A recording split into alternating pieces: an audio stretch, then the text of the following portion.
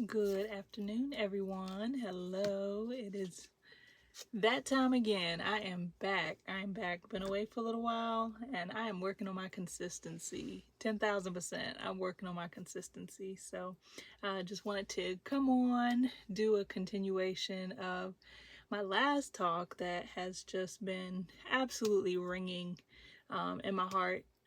Just talking about starting over and start just recognizing that like starting over can apply to so much more than, you know, having a baby and getting married and doing all those things after being a single mom for almost 20 years. Like starting over can apply to every single aspect of our lives, and it does apply to every single aspect of our life. And just not the biggest thing like I've been feeling lately is like not being afraid to start over. And so I have a few points, and we're gonna dive in today, talk about it a little bit. Hope that this encourages you. And at any time, if you have questions, if you have topics or things like that you'd like me to talk on, send me a message, reach out to me. If you have questions, feel free to ask them. We are getting into life, everything life, faith, God, growing, healing, restoration, all of that. That's what I'm here for. And so I just thank God for another opportunity. I thank him that I do not look like what in the world I have been through.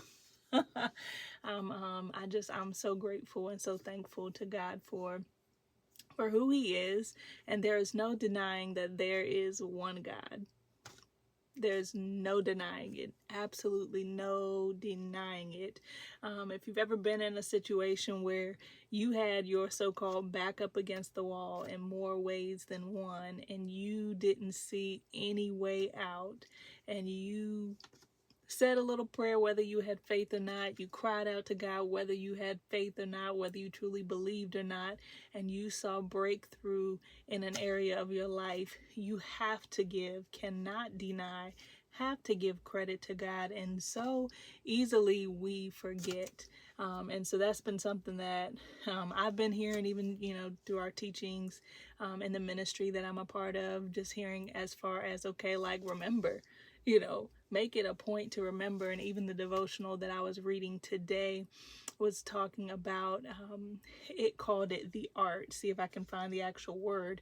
But the discipline. That's the word that it used. But it also said like that remembering is a discipline. I was like, what? I had just never heard it that way, but just talking about how in the scriptures, how there are many instances where people of faith and people who believe just were reminding themselves of the goodness of God, and were reminding themselves of the things that he had done in times past, when they were in hard situations, or when they were in seemingly unfavorable situations, or tight situations that seemed impossible. And so in the devotional, it was talking about remembering, just learning the discipline and growing in the discipline of remembering. And I was like, wow, okay, remembering is a discipline. And so I encourage you today, like, no fear. No fear. Fear is a lie. Fear is a trap. Fear is a smoke screen. Even if they're facts, that is one thing that I'm seeing so much, and even in some of the other like just teachings that I've heard is talking about like peace. Like he's like, okay, God gives us his peace. The peace that surpasses all understanding, so it doesn't have to make sense. And I have been that type girl, like, okay, I need 2 plus 2 to equal 4, I need 1 plus 1 to equal 2. Like, you're not gonna get me on that. And I know that a lot of that really just derived from being an only child, my mom being a single parent, and seeing the struggles, but then seeing her get married and go through divorce and relationships and all kinds of things, and then going through life myself, and heartache and heartbreak, and just the roller coaster of, just decisions and wrong decisions, and just seeing life life, and not, really being prepared for that as an 18-year-old kid. And so I know that through the years, I needed my math to math. And that made me, in some ways, I guess, that made me feel safe. That made me feel safe that I wasn't going to have some crazy outcome if it made sense and if all the ducks lined up in a row. And that is it's not a bad trait to have. But what I absolutely have learned is that it's the heart and it's the intent in which you're leaning on. And so because I was leaning on that to make sense and for that to add up for me so that I would know that I could move forward in something, or so that I would know and feel comfortable or safe in the decision I was making, I was leaning on myself, and that wasn't faith. And so so I just encourage you today, like, if you are one of those people that your math has to math and all the ducks have to be in a row and it has to all line up, where is your faith? You have to question that. Like, where is your faith? Are you trusting in yourself? Are you believing in yourself? Or are you really truly trusting in the God who said that he will supply all your need? Are you truly trusting in the God that says, okay, he's counted every hair that's on your head? And so that's something I've definitely been learning. That's been an absolute journey of my life, to, like, okay, just learn how to let go and to trust God. And so my top point was the starting over. So no fear. Whatever stage of life that you are in.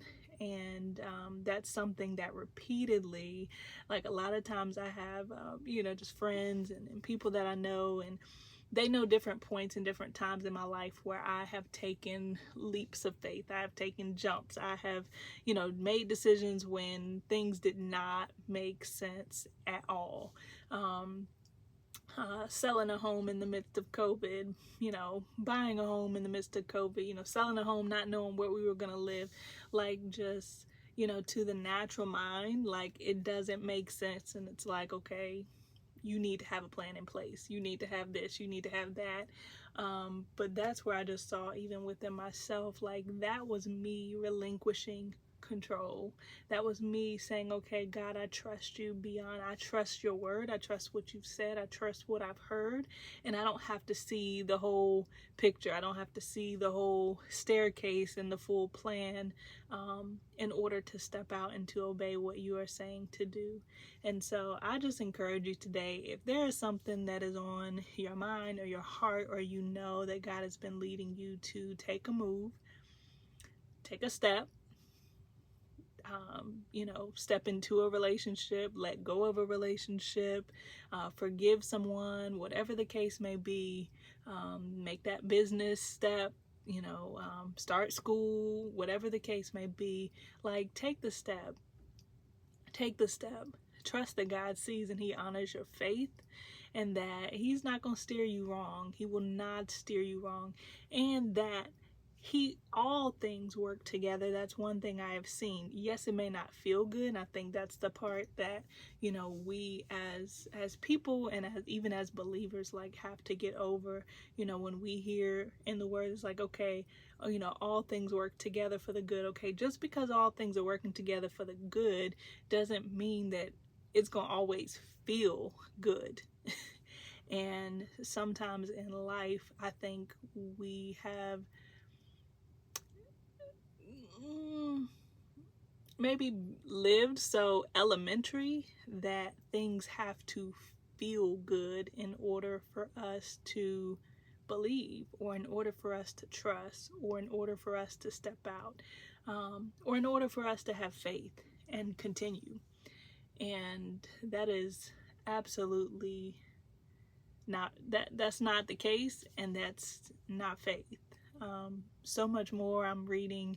I've been doing I think I'm on week 2 now, but I started a fast a few weeks ago. And so one thing that I found myself doing is, at night, I'll put the word on and I'll just let it play. If there are different scriptures that come to mind, I may start with those, but I'll put the word on and I'll just let it play, and I will have my little AirPod in, and I will just let it play all throughout the night. And if I wake up in the middle of the night and it's off, or if it fell out or whatever the case may be, I will pop it back in, turn it back on, and just continue to let it play. And even in the morning when I wake up, I am still letting it play, even usually up until around the time that I break my fast. But one thing that I have absolutely been like seeing in that and listening is just hearing so many accounts in the Bible where things didn't feel great. Situations were hard. And so I just challenge you to just trust God beyond what you feel. Like, trust God beyond what you think and beyond what you see. To take the steps that are necessary to accomplish His will and His purpose for your life, to live the life. Like, that's one thing I have definitely been in, like, my prayer time. Like, okay, God, like, I don't want to, live my life wasted and look back and say, okay, hey, there were 100 things that you could have done, but you only achieved 2, or there were, 1,000 things you could have done and you've only done 100. And so really getting to and coming to that place of surrender, and a lot of that comes with feeling and knowing that you're safe. And so that's something I have absolutely addressed in my devotion and my prayer time with God, and even in my fast, is just that safety that He provides, that safety that He brings, even in relationship, to where, okay, you know that okay, God is for you and He is with you and He is not against you, and that's relationship. And so that's where some of the things I've been learning and some of the things that I've been growing, and not to say that I didn't have them before, but I know that now I'm just at a greater depth of relationship. I'm at a greater depth of learning, a greater depth of understanding. And so starting over, no fear. And so one of the things, I had my little notes so that I wouldn't be all over the place and get off course.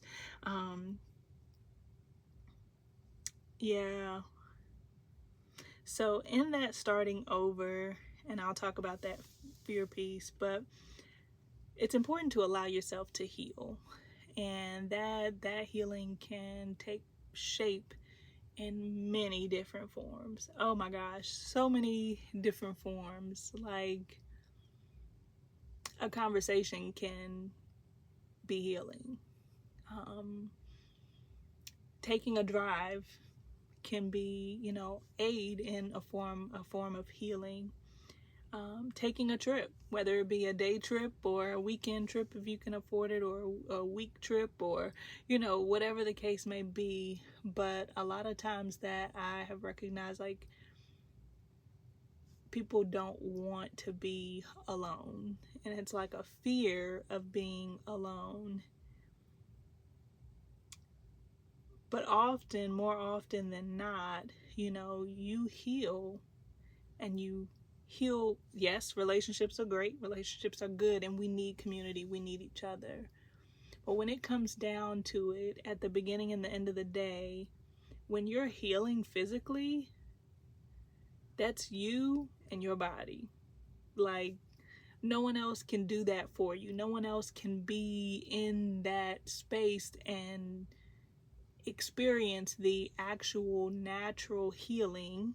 Say, for instance, if you broke your foot or broke a leg, or something like that, or just had a cut or anything like that, you and your body have to heal, and you have to do it alone. And you may have people that aid in your healing. You may have people that, help you along the way. But when it comes down to the physical act of healing, that it is a personal one-on-one thing. And so one thing I definitely learned as I was growing and, just single mom and going from being a teenager to being a young woman and all of that, and just having friends and, getting to the place where I understood the power and the strength of being alone.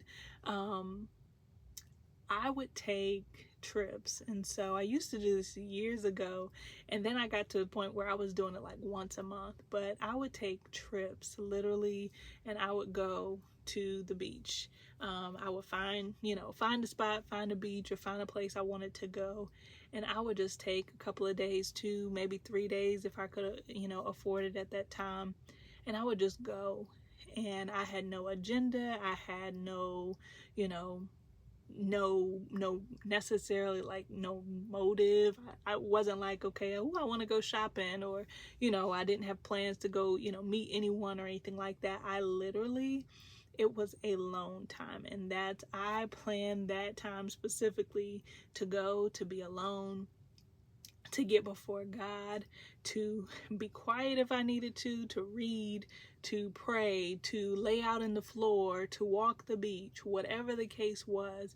And so many of those times that I went were, unimaginably healing. I would see my life propelled like so much, and just experiencing those times, and just the healing, the revelation, the strengthening, the relationship, like so much would just happen in those times. And so I just encourage you, like, don't be afraid to be alone. Often when you're alone, okay, you're growing, you're healing, you're changing, and sometimes when you come back from that, you get up and you're different. You're different. You're healed. You're not broken. You're not, dependent. You're not, leaning in an unhealthy way on people. And often when you come back out of that place, like, people are different. And it's not necessarily that people are different. They may be who they were, but you've changed, you've grown, you've healed. And so maybe what was in you that needed that person before isn't needing that person now. And so now it's irritating them. Now it's bothering them. Now, you too good. Now, you on the other side, or whatever they may call it. You just, you acting brand new. Don't be afraid to be alone. Don't be afraid of what people may say. If you look back on your life and you said, okay, I didn't accomplish A through Z because of what Sally or JoJo or whoever, because of people, like how sad is that? How sad is that? And that person could be broken themselves, and you are limiting yourself and your life to their meter, to their barometer. And really, it's a broken barometer. Really, it's not a proper image. It's not a proper measuring stick. And so I just encourage you, like, don't be afraid of getting in that place of being alone and allowing yourself to truly heal, to truly be vulnerable, to truly be open, to say, okay, you know what? If you're disappointed, say you're disappointed. If you're hurting, say you're hurting. If you don't know where life is and what the next step is and, what you're going to do, like, say it. Don't be afraid to just open and expose yourself. And a lot of times I've recognized, like, the fears that we've had, even when it comes to, like, the fear of starting over, those things can be embedded in us from what we've seen in our family, or what we've not seen in our family, or what we've seen in other people. And so just, again, that fear of being alone, the fear of healing, the fear of starting over, like, when you start to see yourself and it's not cute, don't shy back. Don't back up from it. Like, that's the moment. That's the time to run in. That's the time to go all in. Like, there have been times where I'm like, okay, God's like, cut me up. Like, I'm wrong on this level, whatever level. I'm off. And those are moments when I've seen myself, like, literally, I'll just shut my eyes and lift my hands, because I know, okay, hey God, okay, I'm just gonna surrender this, because I don't have the words for it. I may not even know how it got here. I may not even know that I'm recognized that I'm doing it, but I'm surrendering. I'm giving you my yes, because I want my life to reflect you. I want my life to reflect what you have for me. And I don't want to live in any way or operate in anything less. And so sometimes there aren't words you can say. It's just a position and a posture, a heart posture of surrenderance, a heart posture of being yielded and humbling yourself to say, okay, you know what? Yes, I was wrong for 20 years.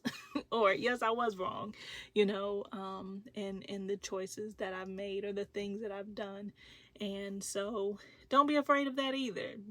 There's so many things. So starting over, one of the things I've had happen quite a few times, and it has been very, very, very funny internally, and I've not necessarily maybe like shared this out loud, but it has been very funny to me. So as you can imagine, having a child at 18, whew, and now having a 20-year-old and a 1-year-old, soon to be 21-year-old, I'm like, Lord, I don't know how in the world I did it. I know it was nobody but God and family and friends. But I'm sitting back like, God, what in the world? I don't know how in the world I did it as a 18-year-old teenager who had no experience, knew nothing, literally bebopping out of high school. Like, I didn't know anything. But just to dive in and know that, like, literally I was working 3 jobs as a 18-year-old while I was in my senior year of high school, and even up until I had my daughter, like working 3 jobs, saving up money, doing the steps to say, okay, you know what, I don't want to be in my mom's house. I'm gonna, apply for housing. I'm gonna apply for benefits. Like, I'm gonna save money. I'm gonna buy clothes, buy the supply, different things that I needed. And really, like, having that kick in gear with no experience, I'm like, I know that was nobody but God. Just like that preparation kicked into place. But being at this stage now, there's so many things. I'm like, good gosh, it's like 20 years later. And there's so many things that are new that are out here. And I'm like, this stuff I didn't even know.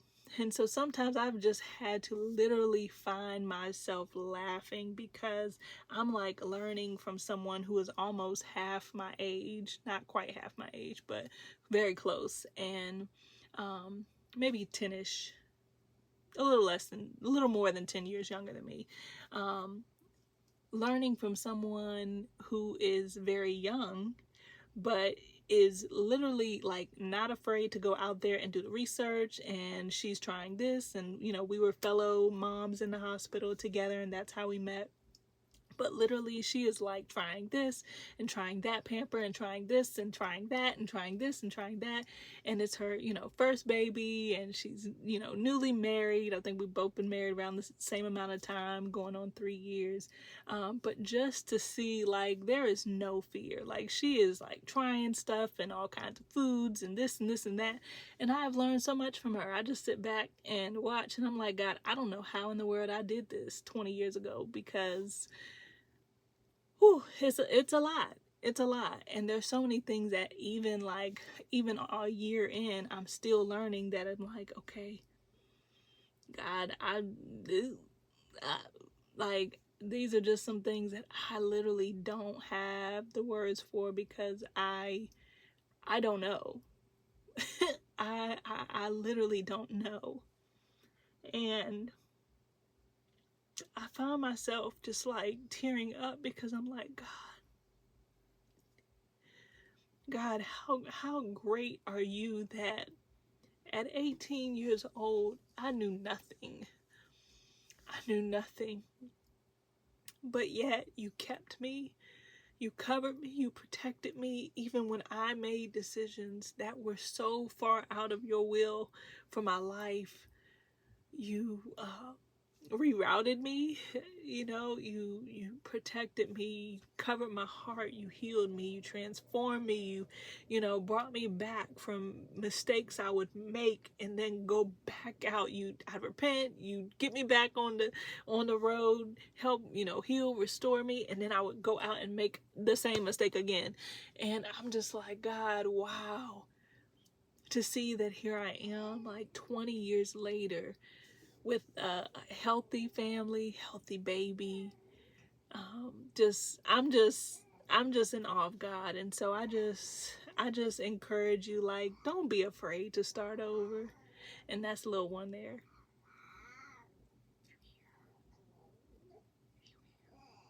That's my little one. But yeah, don't be afraid to start over. God has good things, great things in store for you. And whew, it would be the desire of your adversary, of the adversary, the enemy, to cause you to forfeit, to miss out on, to abort the fullness of what God has for you. And so that is my prayer, just that nothing be lost, nothing be wasted, nothing be aborted, but that everything that God has for us, everything that God has for you, that you experience it to the fullest, that you have true relationship with Him. I've told this to my daughter so many times. This has come up, and we've just had conversations, even helping her navigate through college. And it's been like, okay, what friend do you know, like, that you want to have that you don't talk to? If your friends don't want to talk to you, you're not building relationship. And so how else do we build relationship but by engaging, encountering, having conversation, getting to know each other? And so that's the same in our relationship with God. Like, we have to make it a point, make it important to get to know who He is, and to make what's priority to Him priority to us and priority in our lives. And that's where we see just the real growth, the real change, and even down to, this is something I'm sure we all have just encountered as you're growing. But, being in relationship or getting to know people that had ulterior motives, they wanted something from you, they wanted something out of you, or maybe you're the person with the ulterior motive and you wanted something out of other people, or you've always, that's just kind of the mode that you've operated in, whether you recognize it or don't. But what person truly wants a friend that only has ulterior motives towards them, that only has a desire to see what they can get out of it and not what they can give, or not truly being in relationship for who that person is, but they're literally just saying, okay, this is my aim, this is my goal, this is what I'm, gonna do, and bump any and everybody else. Whether it's whether they're knowingly doing that, like it's just very blunt, or whether it's kind of like sly on the backside, like they just are, operating in that way and you don't even really see it. But nobody wants to be in relationship with someone who has ulterior motives and doesn't really truly want to have relationship and get to know you. Get to know who you are, what you like, what you don't like, what makes you smile, what makes you laugh, what foods do you like, things like that. And so we have to really, that has helped me through the years to really kind of like check myself and check my motive when it comes to God. So I don't want to be the person, and this has been like, okay, God, I don't want to be the person that I'm like, okay, God, what are you going to do for me? God, when are you going to pay my bill? God, I want this, I want that, I want this, I want that. That sounds like a spoiled brat, don't it?